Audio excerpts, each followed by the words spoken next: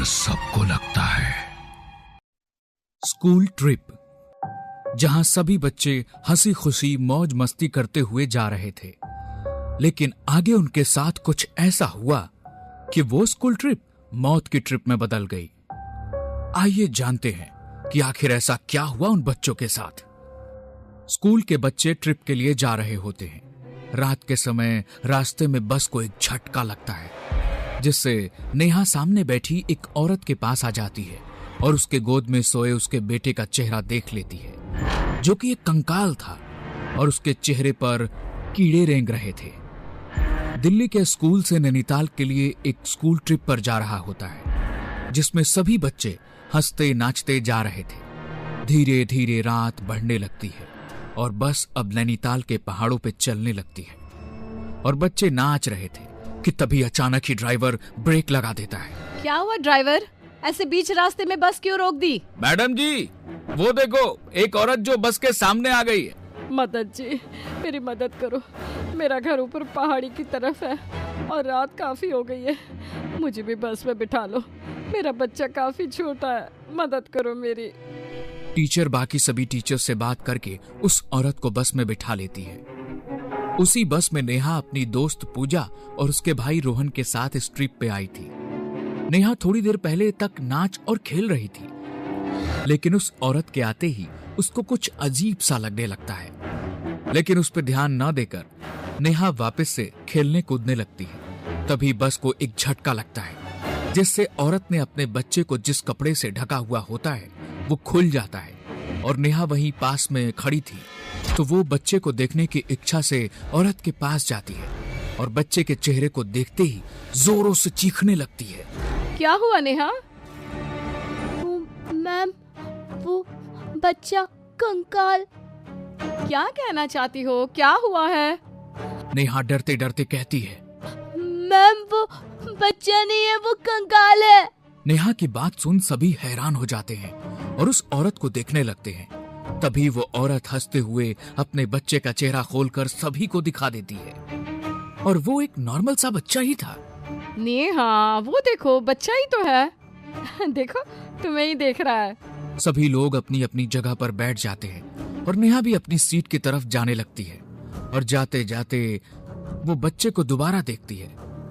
इस बार बच्चा बिल्कुल नॉर्मल दिख रहा था। नेहा भी शांत हो जाती है और सभी फिर से मौज मस्ती करने लगते हैं। तभी औरत कहती है, बस मैडम जी, यहाँ ही रोक दीजिए बस। और वो औरत बस से उतर जाती है और जाते वक्त उसके बच्चे का खिलौना बस में ही गिर जाता है, जो रोहन उठाकर अपने पास रख लेता है। उसके जाने के बाद नेहा जब खिड़की से उस औरत को देखती है तो वो बस के पीछे की तरफ जा रही होती है और तभी अचानक ही औरत अपना सर घुमाकर नेहा को देखने लगती है और एक शैतानी हंसी हंसती है। तभी नेहा अपनी टीचर को देखने को कहती है। तभी वो औरत अपना सिर वापस से घुमाकर नीचे की तरफ को ही जाने लगती है। मैम, मैं सच कह रही हूँ, वो बिना घुमे ही पूरा सर घुमाकर मुझे देख रही थी। नेहा, मुझे लगता है तुम कुछ ज्यादा ही थक गई हो। और इतनी ही देर में बहुत तेज आवाज होती है और बस एक बार फिर रुक जाती है। क्या हुआ? ये कैसी आवाज थी? मैम, वो बस का एक टायर पंचर हो गया है, अब तो ये कल ही ठीक होगा। सभी टीचर्स आपस में बात करते हैं और पास के एक होटल में रुकने को कहते हैं। सभी बच्चे डिनर करके सोने के लिए अपने अपने कमरे में जाने लगते हैं। नेहा, पूजा और पूजा का भाई एक ही रूम में रहने वाले थे, क्योंकि पूजा का भाई काफी छोटा था, इसलिए पूजा उसको अपने साथ ही रखती है। और इस वक्त रोहन के पास वही खिलौना है जो उस औरत के बच्चे का था। रोहन उस खिलौने के साथ तब से खेल रहा था और तीनों अपने कमरे में आ जाते हैं। कमरा बहुत सुंदर था और उनके कमरे की खिड़कियों से हल्की हल्की ठंडी हवा आ रही थी। नेहा खिड़की से बाहर देखने लगती है। चल यहाँ सोते हैं, मुझे बहुत जोरों की नींद आ रही है। ऐसा कहकर दोनों सोने के लिए लेट जाती हैं, लेकिन रोहन अभी भी उसी खिलौने से खेल रहा होता है और अकेले ही उस खिलौने से बात कर रहा होता है। रोहन, चल सो जा, इस खिलौने को रख दे, कल खेल लेना। रोहन ने जैसे कुछ सुना ही ना हो। इस बात से पूजा चिढ़ जाती है और रोहन के पास जाकर उसका खिलौना उसी खिड़की के बाहर फेंक देती है। रोहन गुस्से में पूजा को देखने लगता है और एकदम से चीखने लग जाता है। मेरा खिलौना दो, मेरा खिलौना दो, मेरा खिलौना दो। क्या हुआ इसको? ऐसे क्यों बोल रहा है ये तो मुझे भी नहीं मालूम। जब से यहाँ आया है तब से उसी खिलौने के पीछे पड़ा हुआ है। रोहन चुपचाप एक कोने में बैठा बैठा रोने लगता है।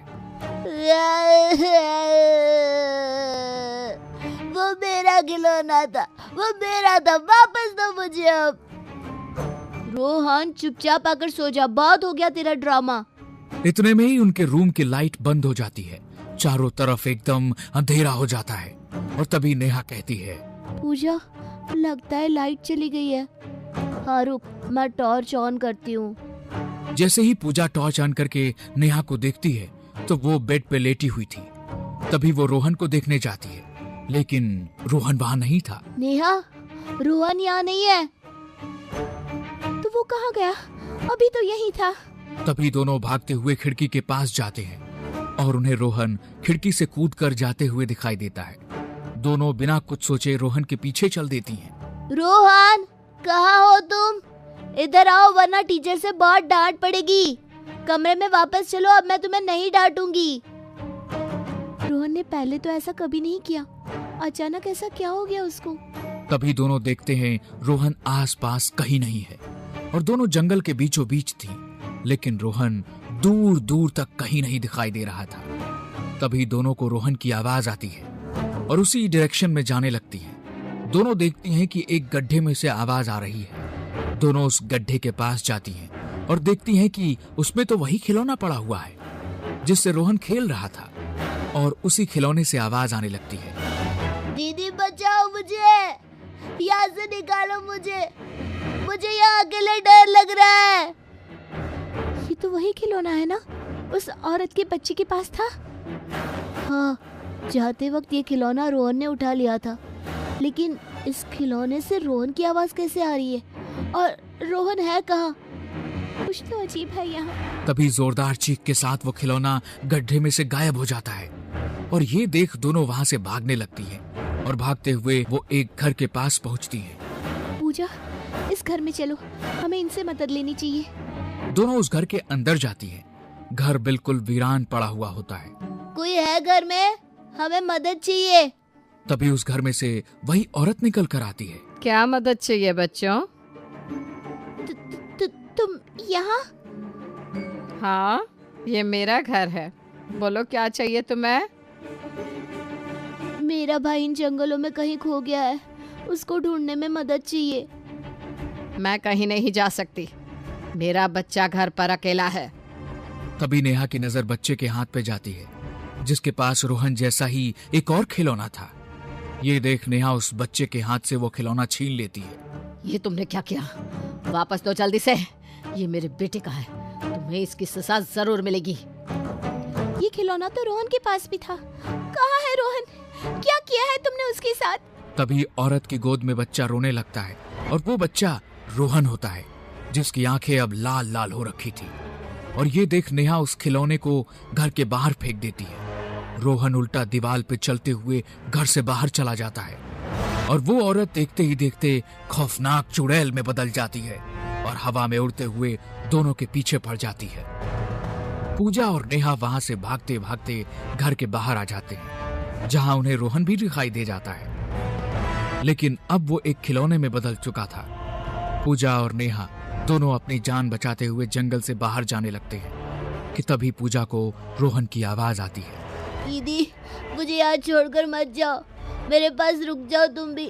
देखो ना मुझे कितनी चोट लगी है, मुझे बहुत दर्द हो रहा है दीदी। पूजा, वो रोहन नहीं है, मत जाओ आगे, वो तुम्हें भी मार देगी। वो चुड़ैल है, रोहन को उसने पहले ही मार दिया है, अब वो तुम्हें भी मार देगी। मत जाओ उसके पास। नहीं, वो रोहन है, मुझे बुला रहा है, मुझे उसके पास जाना है। वो देखो, वो रोहन है, उसको कितनी चोट लगी है। और पूजा रोहन के पास जाती है। तभी वहां वही औरत आ जाती है और पूजा और रोहन को अपने साथ उड़ाकर ले जाती है। ये देख नेहा वहां से भागने लगती है और भागते भागते रोड पे आ जाती है और थक कर बेहोश हो जाती है। और अगले दिन वह जब उठती है तो देखती है कि जंगल से पूजा और रोहन दोनों की डेड बॉडी मिली है। किसी को मालूम नहीं होता कि आखिर दोनों के साथ क्या हुआ था। तभी उस गांव का एक आदमी कहता है कि यहाँ जंगल में एक औरत अपने बेटे के साथ रहा करती थी और एक दिन होटल बनाने के लिए कुछ लोग उसकी जमीन को कब्जे में करने के लिए गए और उसके मना करने पर उसके बेटे और उसको पहाड़ से फेंक कर मार दिया था। तब से उसकी आत्मा यहाँ पर आने वाले बच्चों को मार देती है और अपने साथ ले जाती है। अगर इस बारे में पहले पता होता तो शायद स्कूल वाले ट्रिप लेकर यहाँ नहीं आते और ना ही पूजा और रोहन की जान जाती। तभी नेहा देखती है रोहन का खिलौना उसकी लाश के पास है और उसकी आंखें चमक रही है।